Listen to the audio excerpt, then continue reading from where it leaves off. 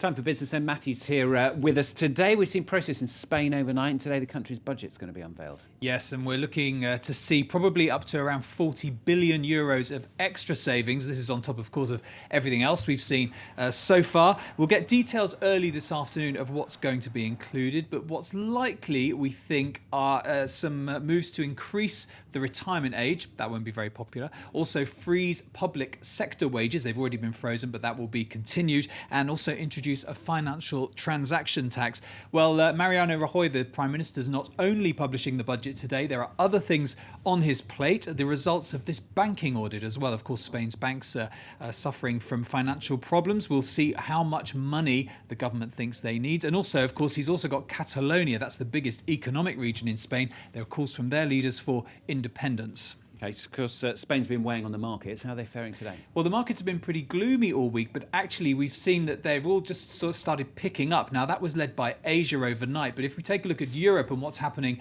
there, we'll see positive moves. Now, the reason for that is that there are reports that the Chinese central bank is injecting liquidity into the banking system, and as we know, markets like that, so European markets all opening up.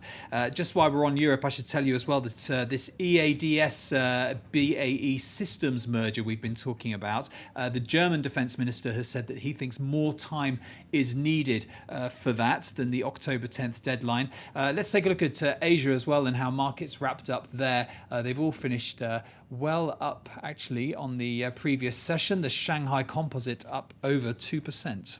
Okay, let's depress us all again. Here in France, unemployment reaching a significant milestone. It's quite incredible, these figures, aren't they? Yes. Now, this wasn't a surprise. It had been well trailed in advance, but 3 million people just over are now unemployed in mainland France, and it's actually the 13th monthly increase in a row, and it seems that older people in particular are being hurt by the worsening job crisis.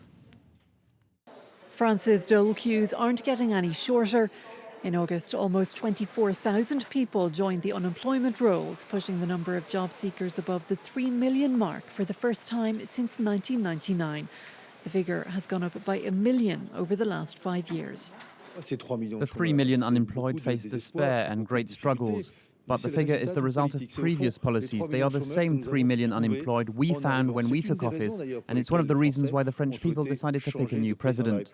Among those worst hit, older workers. The unemployment rate among the over 50s went up by 1.7% in August. Women have also been badly affected, with the rate up by 1.2% last month. Around 1.5 million French women are now unemployed. As part of the government's efforts to reverse the trend, it's concentrating on training and professional development programmes, including 150,000 apprenticeships for young people who leave education with little or no qualification. The unemployment rate for that group is over 40%. But some economists doubt it will be possible to make an impact on unemployment while growth is stalled. Unemployment can only go down when growth is over 1.5%. Every year, there are 150,000 people coming onto the job market, so you have to create at least that many jobs before unemployment can start to go down. As long as we're far from that goal of 1.5%, unemployment will go up. Adding to the woes is the news that some of France's biggest companies like Peugeot or the pharmaceutical giant Sanofi are planning major redundancies over the coming months. Yeah, lots of cars there. We're talking today now. It's the opening day of the Paris Motor Show, isn't it? Yes, it is. And this show is opening at a difficult time for car makers. Sales in Europe have been down for the 5th year running. Well, our correspondent Stephen Carroll is at the Paris Motor Show this morning, and we can go and join him live. Good morning, Stephen. Good to see you there. Can you tell us the mood at the show this morning? Good morning, Matthew. I mean, you wouldn't know it to look around you that, as you've been saying, Europe's car industry in particular is in difficulty. We've seen, as you've said, the 5th consecutive fall in sales this year, 7% down in the last year, and that's prompted a whole range of warnings from car makers about their future figures and how their performance is going to be. The most recent of which from the CEO of Renault, Carlos Ghosn. He's been saying their sales are coming under pressure. They already fell by 3% in the last year. PSA, Peugeot Citroën, we know they've been having problems here in France. They're undergoing a massive restructuring plan. Their CEO said earlier this summer the company was burning some 200 million euros a month just trying to stay afloat.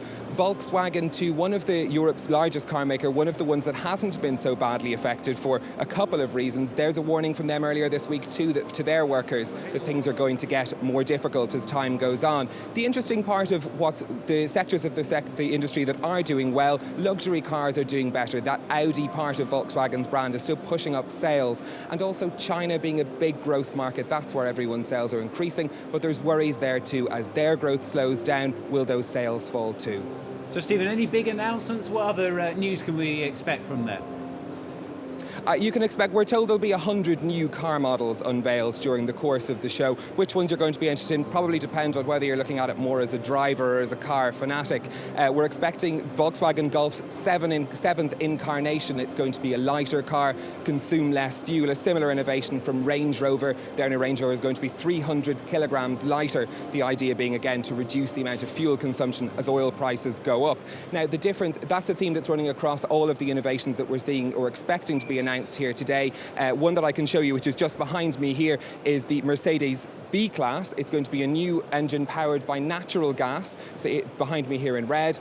The innovation, they say, is going to reduce the cost by 50% of how much it's going to cost to run the car. A couple of other innovations we're expecting too. One I'm looking forward to certainly is the Smart 4 Stars, which is said to have a video projector in its bonnet, so you can have your very own drive-through movies. Now, Stephen, it doesn't look too busy down there at the moment, but are we expecting lots of visitors? We certainly are. I mean, it opens to the public here on Saturday for just over 2 weeks. The last time the Paris Car Show was here in 2010, they had 1.2 million visitors. So there are plenty of people coming to expect here, but what the car makers are going to try to be looking for is to make sure that those people that are coming to see the cars will then want to buy the cars afterwards. Stephen Carroll there at the Paris Motor Show, enjoying all the cars. Thanks very much.